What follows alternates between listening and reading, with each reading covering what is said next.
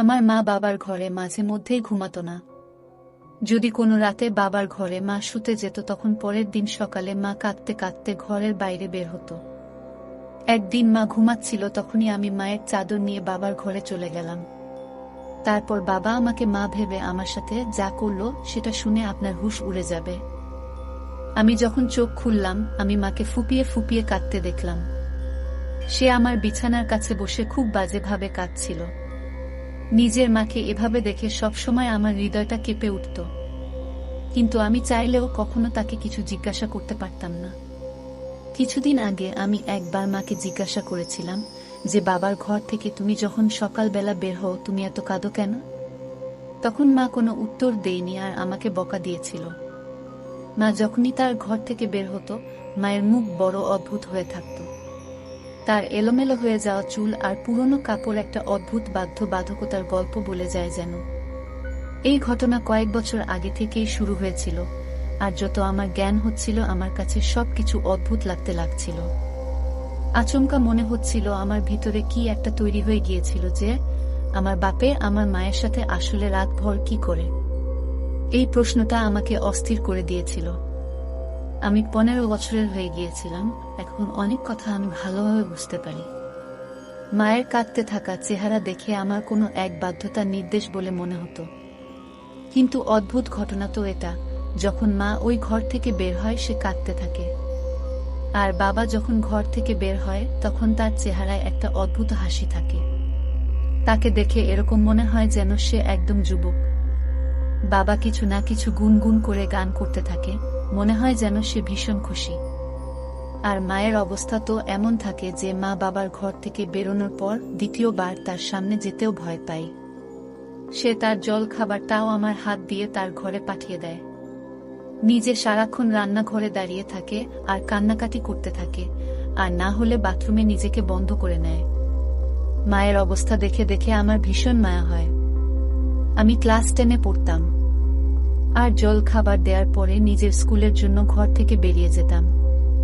কিন্তু পুরো সময় আমার মাথার মধ্যে মায়ের চিন্তা ঘুরতে থাকত। আমি কখনো সকালবেলা বাবাকে চিন্তায় থাকতে দেখিনি। তাকে আমি সবসময় সকালবেলা খুশি মনে জল খাবার খেতে দেখতাম, আর তার মুখ দেখে মনে হতো সে ভীষণ খুশি। যখন কিনা মাকে দেখে মনে হতো যে কোনো মুহূর্তে মায়ের কোনো কিছু হয়ে যেতে পারে। মাঝে মধ্যে আমি জল খাবার বানানোর সময় মাকে কাঁপতেও দেখতাম। আমার মন চাইতো যে আমি মাকে জিজ্ঞাসা করি, বাবা রাতের বেলা এরকম করে কেন, যে তোমার এই রকম অবস্থা করে দেয়? কিন্তু বাবার নাম করলে মায়ের চেহারায় ভয় দেখতে পেতাম। মা অবশ্য প্রত্যেক রাতে বাবার ঘরে ঘুমাতে যেত না, বরং সে আমার সাথেই ঘুমাতো। কখনো কখনো তাকে বাবা জোর করে নিজের ঘরে নিয়ে যেত আর মা বারণ করত, কিন্তু বাবা তার কথা শুনতই না। বাবার আওয়াজে ভালোবাসার এমন মিষ্টতা মিশে থাকত যে যেই দেখত সে অবাক হয়ে যেত। কিন্তু আমি খুব ভালো করে জানতাম বাবা মাকে নিজের সাথে নিজের ঘরে নিয়ে গিয়ে নিশ্চিতভাবে খুব বাজে কিছু করত। আর যে কোনো সন্তানের কাছেই তার মাকে কাঁদতে বা কষ্ট পেতে দেখা ভীষণ মুশকিল হয়ে দাঁড়ায়। আর আমার ক্ষেত্রেও এই একই ঘটনা ঘটেছিল। না আমি পড়াতে মনোযোগ দিতে পারতাম, আর না আমার ঘরে মন লাগত। আমার হৃদয় চাইতো যে আমি কোনোভাবে আমার মাকে বাবার ঘরে যেন না যেতে দিই, কিন্তু আমি কোনো রকম ভাবে বাবাকে না করতে পারতাম না। বাবা তো আমার সামনে মায়ের সাথে খুব ভালোবেসে ব্যবহার করত। ঘরের পরিবেশ আমাকে এমন ভাবে বিরক্ত করে দিয়েছিল যে আমি হাফ ইয়ারলি পরীক্ষায় খুব বাজেভাবে ফেল করে গেলাম। আমি মা বাবাকে রেজাল্ট বলিনি, কিন্তু আমার বন্ধু অবাক হয়েছিল, কেননা আমি পড়াশোনায় ভীষণ ভালো ছিলাম। সে বারবার আমাকে জিজ্ঞাসা করতে লাগলো যে আমার হুঁশ কোন দিকে থাকে। আমি তাকে আমার মা আর বাবার ব্যাপারে বলে দিয়েছিলাম। তোমার বাবা ইংরেজি সিনেমা দেখে না তো? সালোনি হঠাৎ করে প্রশ্ন করল। আমি হকচকিয়ে তার দিকে দেখতে লাগলাম। এবার আবার কি উদ্দেশ্য সে অদ্ভুত নজরে আমাকে দেখতে লাগলো, যেটা আমি বুঝতে পারলাম না। সে কথাটা বদলে দিল। আমি যখন বাড়ি ফিরলাম মায়ের খুড়তুতো ভাই শিমুল কাকু বসেছিলেন। উনি দুপুর বেলা আমাদের বাড়িতে আসতেন। মায়ের ছোটবেলা থেকেই তার সাথে ভালো বন্ধুত্ব ছিল। মা বলতো যে তারা দুজনে ছোটবেলায় একসাথে থাকত। এরপর শিমুল কাকু দুবাই চলে গেল আর মায়ের বিয়ে বাবার সাথে হয়ে যায়। আর আমি তাদের একমাত্র মেয়ে ছিলাম। কয়েক বছর আগেও বোধ হয় সবকিছু ঠিক ছিল, নাকি আমি নিজেই ছোট ছিলাম আর অবুঝ ছিলাম। কিন্তু কয়েক বছর ধরে আমার মায়ের অবস্থা খুব ভালোভাবে আমি বুঝতে শুরু করি। আমি জেনে গিয়েছিলাম যে আমার বাবা ভালো লোক ছিল না, আর সেটাই আমার মায়ের কষ্টের কারণ। আর এই ব্যাপারটা আমার মনে নিজের বাবার জন্য শত্রুতা উৎপন্ন করেছিল। শিমুল কাকুর সাথে আমার মায়ের খুব ভালো বন্ধুত্ব ছিল। উনি কয়েক বছর আগেই ভারতে ফেরত আসেন আর মায়ের সাথে দেখা করতে মাঝে মধ্যেই আসতেন। কিন্তু তার আসা মায়ের ঠিক পছন্দ ছিল না। আরজন কাকুর যাবার পর মা মাঝে মধ্যেই আমায় বলতো, তোমার বাবা যদি জানতে পারে যে শিমুল মাঝে মধ্যেই দেখা করতে আসে তাহলে খুব খারাপ হবে। আমি মাকে সান্ত্বনা দিতাম যে বাবা কি করে জানবে, বাবা তো সকাল বেলা কাজে চলে যায় আর রাতের বেলাতেই বাড়ি ফিরে।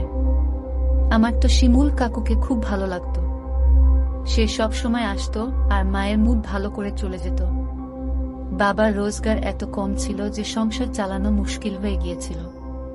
মা না জানি কিভাবে বাবার মতো ভয়ঙ্কর লোকের সাথে জীবন কাটিয়ে দিল। রাতের বেলা আমি নিজের আর মায়ের বিছানা পাতলাম, আর মায়ের সাথে চোখ বন্ধ করে শুয়ে পড়লাম। কিছুক্ষণের মধ্যে মা আমার ঘরে আসলো। মা আমার সাথে ঘুমোবে বলেই আমার পাশে শুয়েছিল। বাবা তাকে নিজের সাথে যেতে বলায় মা আস্তে করে কথা বলে বারণ করে দিল। আমি নিজের চোখ খুলিনি। আমি শুনতে চাইছিলাম যে বাবা মাকে কি বলে।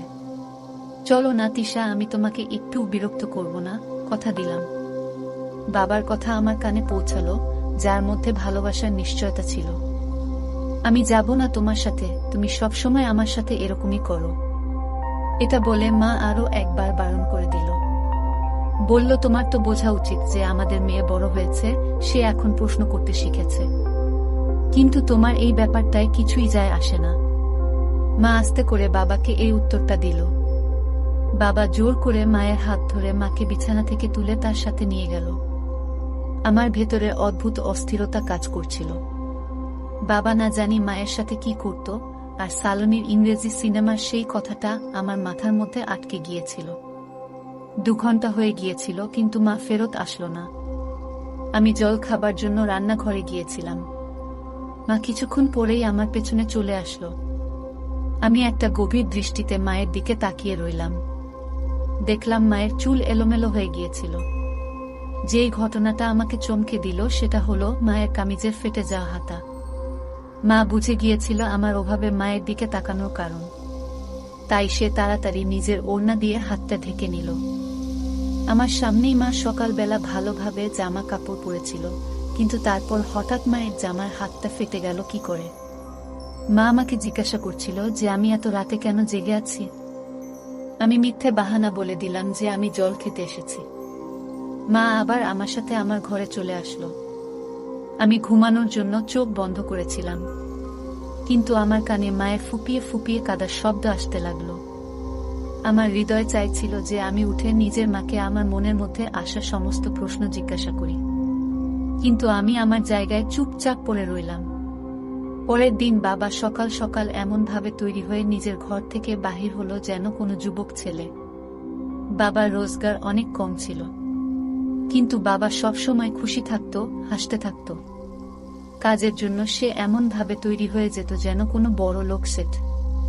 আমি আমার বাবার দিকে আর চোখে তাকালাম, যার প্রতি আজও আমি ঘৃণা অনুভব করি। বাবার সামনে জল খাবার রেখে আমি স্কুলে চলে গেলাম। সারাদিন স্কুলে বসে আমার মাথার মধ্যে মায়ের ফেটে যাওয়া সালোয়ার কামিজের হাতের কথা মনে পড়ছিল।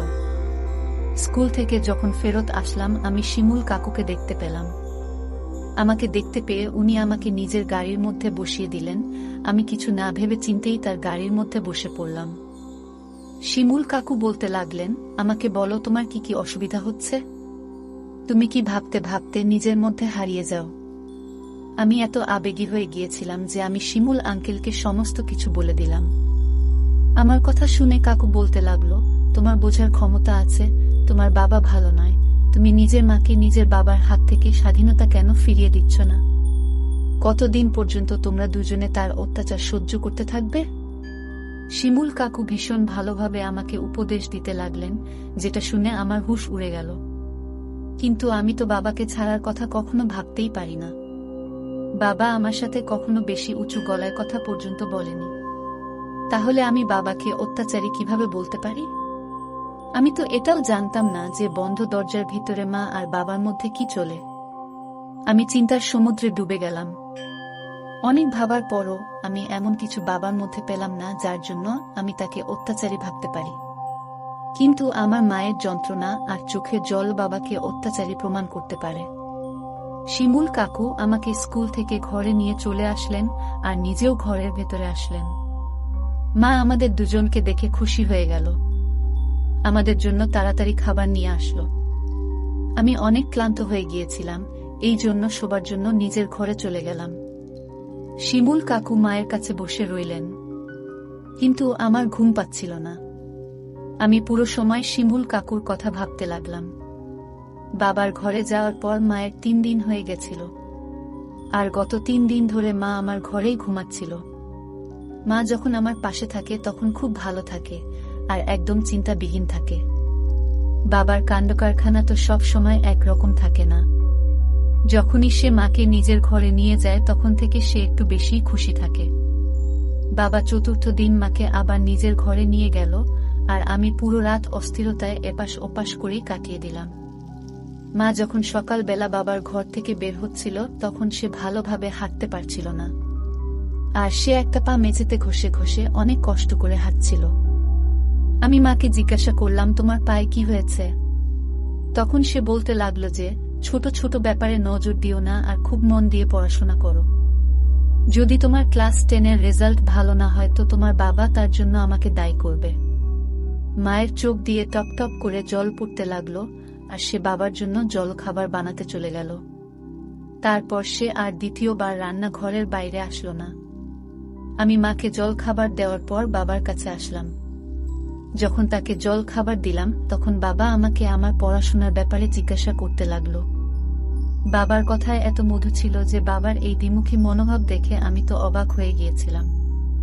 বাবা কখনোই শক্ত মেজাজের বা অত্যাচারী বলে মনে হতো না, অথচ মায়ের অবস্থা চিৎকার করে করে বাবার অত্যাচারের কথা শোনাতে চাইত। আমি বাবাকে জল খাবার দিতেই বাবা আমাকে আমার পড়ার ব্যাপারে জিজ্ঞাসা করতে লাগলো। আমি বাবাকে বললাম, মাকে ছাড়া আমার রাতে ঘুম আসে না, সে মাকে নিজের ঘরে রাতে ডেকে নেয়। আমার কথা শুনে বাবা হাসতে লাগলো আর বলতে লাগলো, আমি তো কখনো কখনো তোমার মাকে নিজের কাছে ডাকি। আমারও তো তোমার মায়ের উপর অধিকার আছে, আমিও তো তাকে অনেক ভালোবাসি। বাবার কথা শুনে আমার রক্ত গরম হয়ে উঠল, কেননা তার ভালোবাসার উদাহরণ বা ফলাফল আমি প্রায় দিনই দেখতে পেতাম। কিন্তু বাবাকে কিছু বলার ব্যাপারে আমি ভাবতেও পারতাম না। এজন্য চুপচাপ স্কুলে চলে যেতাম। স্কুলের শিক্ষক শিক্ষিকা পড়ানোর সময় আমাকে বোঝাচ্ছিলেন যে কখনো পুরো সত্যিটা না জেনে কোনো সিদ্ধান্ত নেওয়া উচিত নয়, অর্ধেক সত্যি কখনো কখনো ভীষণ ভয়ঙ্কর হয়, যা মানুষকে বরবাদ করে রেখে দেয়। আর শিক্ষকের কথা আমার মাথার একটা জানালা খুলে দিল। আমি ঠিক করে নিয়েছিলাম, এইবার বাবার পুরো সত্যিটা আমি জেনে ছাড়ব, আর তারপর মাকে বাবার থেকে স্বাধীনতা দেওয়াবো। শিমুল আঙ্কেল আমাকে কথা দিয়েছিলেন যে উনি সব সময় আমাকে সাহায্য করার জন্য তৈরি। আমার মা একদম আমার মতোই ছিল। আমি 15 বছর বয়সী ছিলাম, কিন্তু আমি দেখতে শুনতে ছিলাম একদম আমার মায়ের মতোই। পরের দিন রাতে আমি নিজে মাকে ঘুমের ওষুধ খাইয়ে ঘুম পাড়িয়ে দিলাম আর নিজে আমার মায়ের চাদর মাথায় দিয়ে বাবার ঘরে চলে গেলাম। বাবার ঘরে একটা ছোট বাল্ব জ্বলছিল। বাবা অন্ধকারের কারণে আমাকে মা ভেবে নিয়েছিল। আমার সৌভাগ্য এটাই যে তিশা আজ নিজে হেঁটে আমার ঘরে এসেছে। বাবা অনেক খুশি হয়েছিল, আর খুশি হয়ে আমার কাছে আসলো, আমার কাঁধ ধরে ঠিক নিজের সমানে বসিয়ে দিল। বাবার সামনে বসে আমার তো হাত পা কাঁপছিল যে তারপরে আমার সাথে ঠিক কি হতে চলেছে। কিন্তু আজকে আমি পুরো সত্যিটা জানতে চাইছিলাম। বাবা বলল, তিশা তুমি দূরে যেতে চাইছ, তাই আমাকে জোর জবরদস্তি করে তোমাকে নিজের ঘরে রাখতে হয়। আমারও তো তোমার ওপর কিছু অধিকার আছে। আমি মানছি যে আমাদের মেয়ে যুবতী হচ্ছে, কিন্তু সে এতটাও ছোট না যে সে এটা বুঝবে না যে বাবা আর মা এক ঘরে থাকতে পারে। তুমি সারাদিন কাজ করে ক্লান্ত হয়ে যাও, চলো এবার আরাম করে শুয়ে পড়ো। আমি তোমাকে নিজের কাছে দেখে ভীষণ খুশি হয়ে যাই। অন্ধকারের কারণে বাবা আমার চেহারা দেখতে পেল না। আর বাবা নিজে আমাকে তার বিছানায় শুইয়ে দিল। সে অনেক আস্তে আস্তে আমার কাছে এসে কানের কাছে কথা বলতে লাগল। সে বলছিল যে সে তার রোজগারের কিছু অংশ আমার জন্য জমা করেছে যাতে সে আমার বিয়ে দিতে পারে। এরপর বাবা যা কিছু বলল সেটা শুনে আমার হুঁশ উড়ে গেল। সে বলতে লাগল, আমি জানি শিমুল আরও একবার আমাদের ঘরের রাস্তা দেখে নিয়েছে, কিন্তু তিশা আমি তোমায় বলে দিই ওই মানুষটা ঠিক নয়, আর তার উদ্দেশ্য ভালো নয়। আগেও একবার সে আমাকে বরবাদ করার চেষ্টা করেছিল, আর এখন তো আমাদের ঘরে যুবতী মেয়ে রয়েছে, আর সেজন্য তুমি সাবধানতা অবলম্বন করতে ভুলবে না। বাবা এখনো পর্যন্ত জানতো না যে আমি মা নয় বরং তার মেয়ে। বাবা অনেক আস্তে আস্তে করে আমার মাথায় হাত বুলাতে লাগলো, আর কিছুক্ষণ পরে বাবা ঘুমিয়ে গেল। অনেকক্ষণ পর্যন্ত আমি দম বন্ধ করা অবস্থায় বাবার পাশে শুয়ে রইলাম, কিন্তু বাবা তো অনেক গভীর ঘুমে চলে গিয়েছিল। আমি তাই চুপচাপ সেখান থেকে উঠে ঘরের বাইরে বেরিয়ে এলাম। বাবা তো এরকম কিছুই করল না যেটা আমি বুঝতে পারতাম। এদিকে শিমুল আঙ্কেল এবং আমার মাকে নিয়ে অনেকগুলো প্রশ্ন আমার মনের মধ্যে উঠতে লাগলো। পরের দিন সকালে প্রত্যেক দিনের মতোই বাবার মুখ এমন ছিল যেন সে রাত মায়ের সাথে কাটিয়েছে। আমি চুপচাপ বসে বসে বাবার উপর নজরদারি করছিলাম, কিন্তু বাবার আচরণে কোনো কিছু পরিবর্তন আমি দেখতে পেলাম না। স্কুল থেকে যখন বাড়ি ফিরলাম তখন ঘরের বাইরে শিমুল আঙ্কেলের গাড়ি দাঁড়িয়েছিল। আমি সব সময় দূর থেকে তাকে সালাম করতাম আর তারপর ঘরে ঢুকতাম, কিন্তু আজ আমি চোরের মতো আস্তে আস্তে ঘুরে ঘুরে ঘরে ফিরলাম। মা আর শিমুল আঙ্কেল ঘরের মধ্যে বসে একসাথে কথা বলছিল। আমার উপস্থিতি তারা টের পায়নি। যা কিছু আমি নিজের কানে শুনলাম সেটা শুনে তোমার হুঁশ উড়ে গেল। আমি ভাবতেও পারি না সেই সত্যিটা, যেটা জানার জন্য আমি উৎসুক ছিলাম, আর সেটা যে এত ভয়ঙ্কর হতে পারে। মা শিমুল চাচুকে হেসে হেসে বলছিল, আমি নিজের মেয়ে মালিহার মনের মধ্যে তার বাবার বিরুদ্ধে পুরোপুরি ঘৃণার বীজ বুনেছি। আর এবার তো সেই দিনটা দূরে নেই যখন আমার মেয়ে তার বাবার বিরুদ্ধেই দাঁড়াবে। ওই বুড়ো আমাকে জবরদস্তি করে নিজের সাথে সম্বন্ধে বেঁধে রেখেছে, কিন্তু এবার আমি স্বাধীনতা চাই। সে আমাকে ঘরের মধ্যে নিয়ে যায় আর আমার সাথে কথা বলতে বলতেই ঘুমিয়ে পড়ে, কিন্তু যখনই আমি বাইরে বেরোই তখনই আমি আমার অবস্থা খারাপ করে নিই। আমি আমার মেয়ের মনের ভেতর ভালোভাবে এটা বসিয়ে দিয়েছি যে তার বাবা আমার উপর অত্যাচার করে। একদিন তো আমি নিজেই নিজের জামার হাতটা ছিঁড়ে দিয়েছিলাম। আমি চাইছিলাম যে যখন ওই বুড়োর থেকে আমি আলাদা হওয়ার বা আমার স্বাধীনতার কথা বলবো তখন আমার মেয়ে আমার ঢাল হয়ে যাক, আর আমাকে ও আমার মেয়েকে যেন তার ঘর থেকে বেরোতে না হয়। আমার মেয়ে আমার নির্দোষিতার আর নিজের বাবার অত্যাচারের গল্প দুনিয়াকে শুনিয়ে দেবে, আর আমি আমার মেয়েকে নিয়ে তোমার জীবনে যুক্ত হয়ে যাব। শিমুল আঙ্কেল হাসতে হাসতে বলতে লাগলো, আমিও মালিহাকে বলে দিয়েছি যে তার যখনই আমার প্রয়োজন হবে আমি চলে আসব। মা শিমুল আঙ্কেলকে বলতে লাগলো, প্রথমবারের মতো তুমি আমার সাথে বিশ্বাসঘাতকতা করো না যেন। আগেও তুমি একবার আমাকে মাঝ রাস্তায় ছেড়ে চলে গিয়েছিলে, সেই সময় আমার স্বামী আমাকে আপন করে নিয়েছিল। শিমুল কাকু আমার মায়ের হাত ধরে বলতে লাগলো, আমি অনেক বাধ্য হয়ে তোমার হাত ছেড়েছিলাম, কেননা আমার পরিবার এই ব্যাপারটায় একদম আমার বিরুদ্ধে ছিল যে আমি একটা বিবাহিতা মহিলার সাথে সম্পর্ক রাখতে পারি না। কিন্তু এখন আমাকে আটকানোর মতো কেউ নেই। আমি পুরো হৃদয় দিয়ে তোমাকে আর তোমার মেয়েকে আপন করে নিতে চাই। শুধুমাত্র মালিহা যেন এই সত্যিটা না জানতে পারে যে তার বাবা অত্যাচারী নয়, বরং আমরা তাকে অত্যাচারী প্রমাণ করার জন্য উঠে পড়ে লেগেছি। একমাত্র মালিহাই আমাদের দুজনকে এক করতে পারবে। আমি মা আর শিমুল কাকুকে বিশ্বাস করিয়ে দিলাম যে সবকিছু আগের মতোই যেমন চলছিল সেরকমই চলতে থাকছে, আর তারা যেমন চাইছিল ঠিক তেমনই হবে। তারা দুজন হাসতে হাসতে ক্লান্ত হয়ে গিয়েছিল, আর আমার পায়ের তলা থেকে মাটি সরে যাচ্ছিল। আমার মা শুধু আমাকেই না, আমার বাবাকেও পুরোপুরি ধোঁকা দিচ্ছিল, আর সে আমার বাবার ঘরে বসে অন্য একটা লোকের সাথে মিলে একটা নতুন সম্পর্কের কথা বলছিল। আমার বাবার কথা মনে পড়ে গেল যে শিমুল আঙ্কেল প্রথমেও আমাদের পরিবার নষ্ট করার চেষ্টা করেছিল। আমি অনেক কিছু জেনে ফেলেছিলাম, এই জন্য ঘরের ভেতর আমি প্রবেশ করলাম। আমাকে দেখে মা আর শিমুল কাকু চমকে উঠল, কিন্তু কিছুক্ষণের মধ্যেই তারা নিজেদের আবেগের উপর নিয়ন্ত্রণ করে ফেলেছিল। কাকু আমার দিকে চকলেট দিতে আসলে আমি চকলেট নেয়ার বদলে মায়ের মুখের দিকে তাকালাম আর খুব শক্তভাবে মাকে জিজ্ঞাসা করলাম, তোমাকে আমায় বলতে হবে যে বাবার সাথে তোমার কি সমস্যা? মা জেনে গিয়েছিল যে তাদের মিথ্যে রহস্য খুলে গিয়েছে। এই জন্য বিনা লজ্জায় মা আমাকে সব সত্যি বলে দিল। মা বিয়ের আগে আঙ্কেলকে ভালোবাসত, কিন্তু শিমুল কাকু তাকে বিয়ে করার বদলে দুবাইতে গিয়ে চাকরি করতে লেগেছিল আর মায়ের ভালোবাসা ছেড়ে নিজের কেরিয়ার বেছে নিয়েছিল। ছোটবেলার ভালোবাসার রং কাঁচা হলো না, আর এভাবে মায়ের হৃদয়ে শিমুল কাকুর ভালোবাসার রং বসে গিয়েছিল। মায়ের পরিবার মায়ের জন্য বাবাকে পছন্দ করে নিয়েছিল।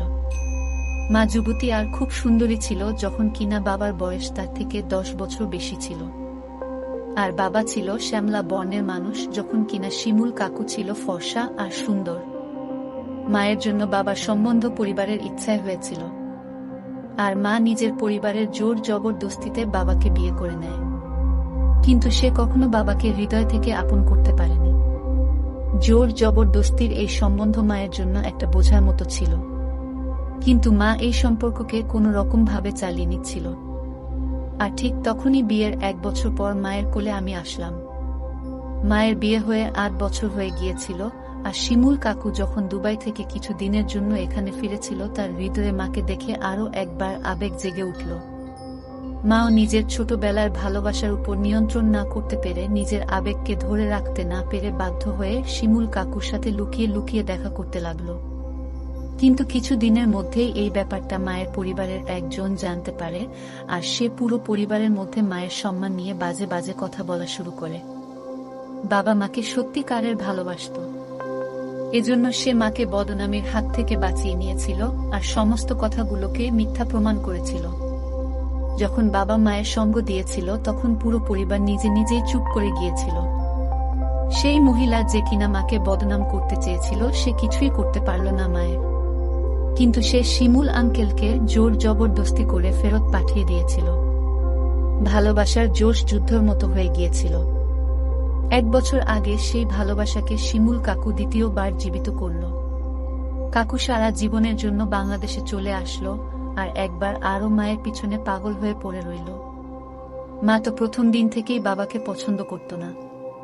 আমাদের অবস্থাও খুব একটা ভালো ছিল না, বাবাকে ছেড়ে দেওয়া ও খুব একটা সমস্যার ছিল না। কিন্তু এবারের সমস্যা হলো, বাবা আমাকেও ভীষণ ভালোবাসে, আর মা নিজেও আমাকে ছাড়া থাকতে পারে না। এজন্য মা জেনে বুঝে এই সমস্ত খেলা খেলেছিল, আর আমার নজরে বাবাকে ভুল প্রমাণ করতে চেয়েছিল। মা নিজের সহানুভূতি কুড়িয়ে আমাকে নিজের সাথে নিয়ে যেতে চাই। এজন্য আমার সামনে বাবাকে অত্যাচারী প্রমাণ করতে চায়, আর নিজে নিজেই অত্যাচারী প্রমাণ হয়ে গেল। এত বছর ধরে তো আমি এটাই ভাবছিলাম যে বাবা আমার সাথে কখনো উঁচু গলার কথা পর্যন্ত বলে না, তাহলে সে বন্ধ ঘরে মায়ের ওপর কি করে অত্যাচার করতে পারে? আমি মাকে পরিষ্কারভাবে বলে দিলাম, যদি তোমাকে তার ঘরে যেতেই হয় তুমি যেতে পারো, কিন্তু আমি নিজের সাদাসিধে আর ভালো মানুষ বাবাকে ছেড়ে কোথাও যাব না। শিমুল কাকু যে প্রথমেই মাকে 2 বার ছেড়ে দিয়েছিল, মা না জানি তাকে 3য়-বার কি করে বিশ্বাস করতে পারে। এই প্রথমবার আমি শিমুল কাকুর চোখে শুধুমাত্র নিজের জন্য স্বার্থ দেখেছিলাম। আমি জেনে গিয়েছিলাম যে সেই স্বার্থ পূরণ হয়ে যাবার পর আমার মা তার কোনো কাজের থাকবে না। মাকে সে ভবিষ্যতের সুন্দর সুন্দর স্বপ্ন দেখিয়ে বাধ্য করেছিল যে সে যাতে তার সাথে যায় আর বাবাকে ছেড়ে দেয়। কিন্তু আমার পক্ষে বাবাকে ছেড়ে দেওয়া সহজ ছিল না, আর আমার জন্য আমার বাবাই সবকিছু ছিল।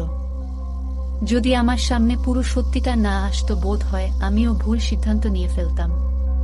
কিন্তু আল্লাহর কাছে আমি কৃতজ্ঞ যে আমি নিজের চোখে সবকিছু সত্যি দেখলাম আর নিজের কানে সমস্ত সত্যিটা শুনলাম। মা কাকুর সাথে যেতে রাজি ছিল, কিন্তু যখন শিমুল কাকু দেখল যে আমি কোনোভাবেই তার নিয়ন্ত্রণে আসব না আর না মায়ের সাথে যাব, এবারে সে আবার মায়ের থেকে নিজেকে আলাদা করে মাকে ছেড়ে দিল। মা জানতে পারল যে শিমুল কাকু মায়ের জন্য নয়, বরং আমার জন্য ঘরের চক্কর কাটত।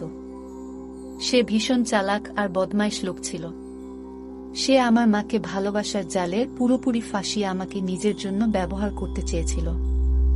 মা যখন এই ব্যাপারটা অনুভব করল যে সে আবেগের বশে কত বড় নিজের লোকসান করতে চলেছিল, যদি মা আর আমি তার সাথে চলে যেতাম তাহলে আমার ইজ্জত সে এভাবেই নষ্ট করত, যেভাবে আমার পরিবারের সেই মহিলা আমার মায়ের ইজ্জত নষ্ট করার জন্য চেষ্টা করেছিল। না জানি কোনো ভালো কাজ আমরা মা আর মেয়ে করেছিলাম, যে জন্য আমরা শিমুল কাকুর জাল থেকে বেরিয়ে আসতে পেরেছিলাম। রাতে যখন বাবা ঘরে আসলো, মা নিজেই বাবার জন্য খাবার বানালো আর নিজের বিছানা বাবার ঘরে করল। বাবার খুশি তো তখন দেখার মতো ছিল। বাবা সত্যিই মাকে ভীষণ ভালোবাসতো, আর এটা তার এতই ভালোবাসা ছিল যে সে মায়ের ভুলগুলো আজ পর্যন্ত অদেখা করে যাচ্ছিল। এত বছরে এই প্রথমবার মা নিজের ভুল বুঝতে পারল, আর সে বাবাকে নিজের হৃদয় থেকে আপন করে নিল।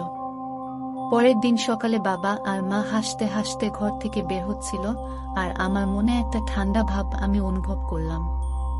কখনো কখনো আমরা ভালোবাসার নামে এমন ধোঁকা খাই যে কাউকে মুখ দেখানো পর্যন্ত অবস্থা থাকি না। আসল ভালোবাসা তো বিয়ের পরে শুরু হয়, যেখানে মানুষ একে অপরের ঢাল হয়ে একে অপরকে আড়াল করে। তো বন্ধুরা, আজকে এই পর্যন্তই। ভিডিওটি দেখার পর যদি তোমাদের ভালো লাগে তাহলে অবশ্যই একটি লাইক করবেন এবং কমেন্ট করে তোমাদের মতামত জানাবেন, আর চ্যানেলটি সাবস্ক্রাইব করে সাথেই থাকবেন। ধন্যবাদ।